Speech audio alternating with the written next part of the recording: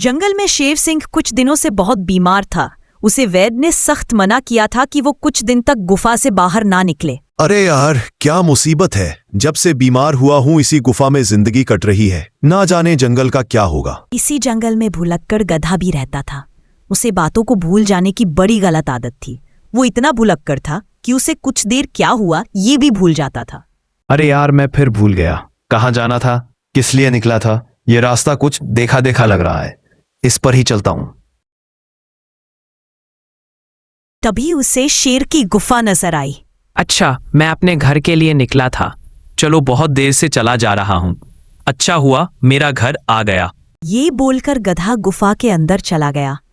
उसने देखा कि शेर बड़े आराम से सो रहा है। ओ तेरी, फिर से दूसरे के घर आ गया।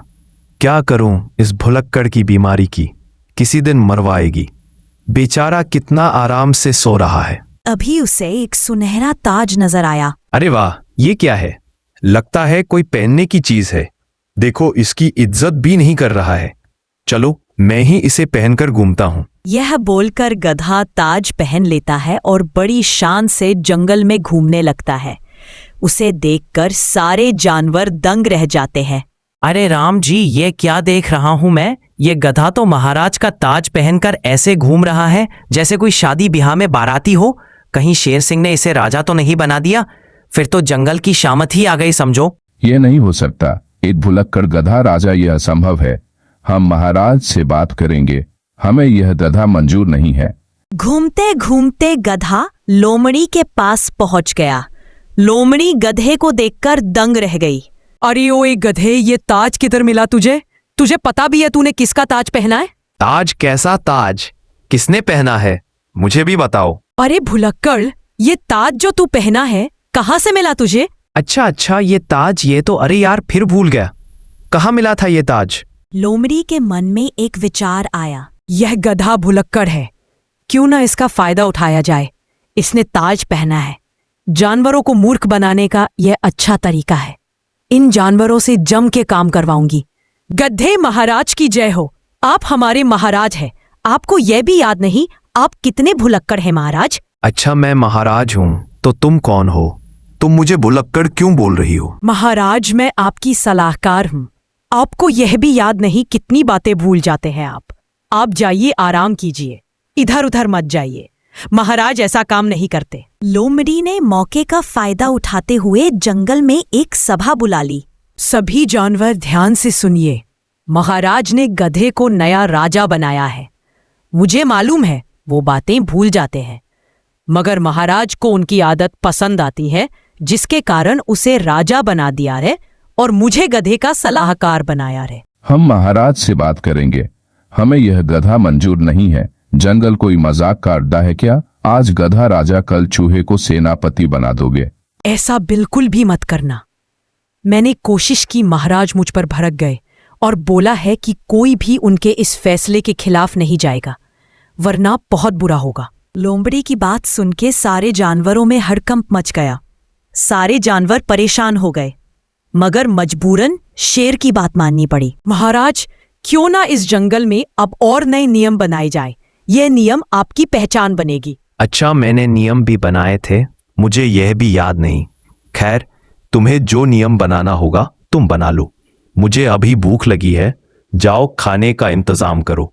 अगले दिन लोमड़ी ने सभा बुलाई। सभी जानवर ध्यान से सुनो। हमारे महाराज के नए नियम आए हैं।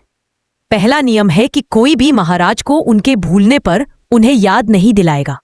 इससे उनका अपमान होता है। उन्हें लगता है कि वह भुलक्कड़ है। दूसरा नियम है कि हर हफ्ते उनके खाने का पीने का इंतजाम करना होगा। इसके लिए सभी जानवरों में पारी बांधी जाएगी। तीसरा नियम है कि मेरी बात को सभी जानवरों को मानना अनिवार्य होगा।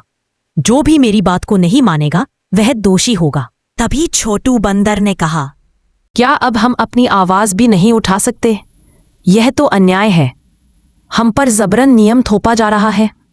मुझे मंजूर नहीं है। चुप हो जा, वरना इस जंगल से भगा दूंगी। इतने जानवर नहीं बोल रहे हैं तो तू कौन होता है बोलने वाला? ऐसे भी शेर महाराज ने ये सब नियम बनाए हैं। शेर का नाम सुनकर सभी जानवर डर गए। उनके पास कोई चारा नहीं था। धीरे धीरे लोमड़ी गधे को मोहरा बनाकर जंगल पर राज करने लगी।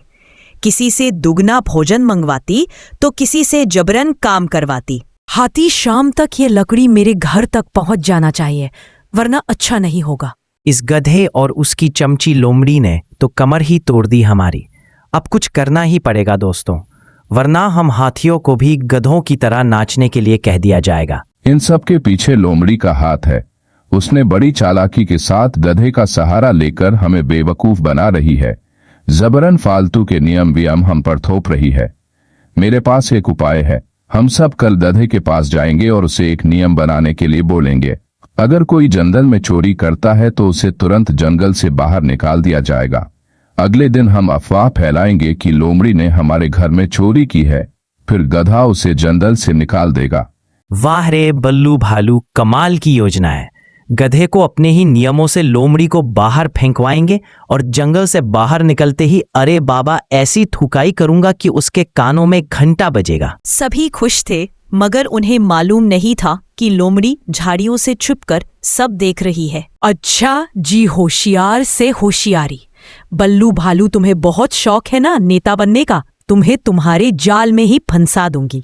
अगले दिन बल्लू भालू और कुछ जानवर गधे के पास पहुंचे। महाराज, हम आपके सामने एक नया नियम बताने आए हैं। हम चाहते हैं कि आप इसे जंगल नियम में शामिल कर लें। अच्छा, क्या नियम है बताओ। महाराज, कोई भी अगर जंगल में चोरी करता है तो उसे जंगल कानून के हिसाब से जंगल से निकाल दिया जाना चाहिए। यह तो अच्छा विचार है। ऐसा नियम जंगल में होना ही चाहिए। अब मेरी सलाहकार ने बोला है तो अच्छा ही होगा। आज से इस जंगल में चोरी करना सख्त मना है। अगर कोई चोरी करता है तो उसे जंगल से निकाल दिया जाएगा। अगले दिन ही लोमड़ी सभा में चिल्ला चिल्लाकर बोलने लगी। महाराज, मेरे घर में चोरी हुई है। मेरे घर से अनाज चोरी हो गया है और मुझे घटनास्थल में बल्लू भालू के बाल मिले हैं और पैरों के निशान मिले हैं। बल्लू भालू यह सुनकर दंग रह गया। अरे यह क्या? मैं जिस योजना से लोमड़ी को बाहर करना चाहता था, उल्टा इसने वो योजना मुझ पर अपना दिया। कुछ कर बल्लू भालू, वरना बिना मतलब जंगल से निकाला दिया जाऊंगा। कुछ सोचने के बाद बल्लू भालू ने कहा, महाराज, आप कितने बोले हैं। देखिए ना, आपने आज का नाश्ता भी नहीं किया। चलिए पहले नाश्ता करके आइए। क्या नाश्ता? मैं फिर भूल गया। कितना कुछ भूल जाता हूं। लो, अब नाश्ता करना ही भूल गया। वैसे आप सभी यहाँ क्या करने आए हैं? बल्लू भालू के टोकने की वजह से गधा फिर भूल गया। महाराज, आप चोरी की सजा सुनाएंगे जो कल रात जंगल में हुई थी। अरे हाँ, मैं फिर से भूल गया। रुक जाओ, मुझे कुछ याद आ रहा है। हाँ, अब याद आया। तो फिर इस चोरी के इल्जाम में लोमड़ी को जंगल से निकाला जाता है। अरे मैं चोर नहीं हूँ, ये बल्लू भालू है जिसने चोरी की है। इसे सजा दीजिए। मैं भुलक्कड़ जरूर हूं, मगर इतना भी नहीं कि अभी अभी की बातें भूल जाऊं। सिपाहियों, इस लोमड़ी को तुरंत जंगल से बाहर निकाल दिया जाए। लोमड़ी गुस्से में आकर सच बोलती है। मैं इसकी बात नहीं मानती। यह कोई राजा नहीं है। मैंने जब इसे शेर का ताज पहने देखा तो मुझे लगा कि इसका फायदा उठाना चाहिए और मैंने झूठ मूठ का इसे राजा बना दिया। तभी शेर सिंह गरजते हुए वहां। लोमड़ी शेर को देखकर थर थर कांपने लगी। दुष्ट लोमड़ी, तुम्हारी हिम्मत कैसे हुई ये सब करने की? तूने मेरे ताज का गलत इस्तेमाल किया है, इस जंगल के नियमों के साथ खिलवाड़ किया है। मैं तुम्हें इस जंगल से निकल जाने का हुक्म देता हूं। फिर शेर गधे के पास पहुंचा। अरे ओ गधे, तुमने ये ताज चोरी की है। तुम्हें भी इस जंगल से निकाला जाना चाहिए। नहीं महाराज, यह गधा भोला है। इसे भूलने की बीमारी है। इसमें इसका क्या कसूर?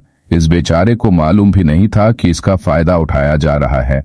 शेर बल्लू भालू की बातों से प्रभावित हुआ और बोला, तुम ठीक कहते हो बल्लू भालू, यह गधा बचपन से ही ऐसा है। इसे जंगल से निकलना अच्छा नहीं होगा। मगर गलती तो गलती होती है। इसकी सजा यह है कि इसे बार बार याद दिलाया जाएगा कि इसकी वजह से जंगल खतरे में आ गया था, ताकि इसे याद रहे। और इस प्रकार लोमड़ी जंगल छोड़कर चली गई और गधे को अपनी गलती का एहसास हो गया और सभी जानवर फिर से खुशी खुशी जंगल में रहने लगे और शेर ने बल्लू भालू को जंगल का मंत्री बना दिया। तो दोस्तों, मिलेंगे अगले मजेदार कहानी लेकर। धन्यवाद।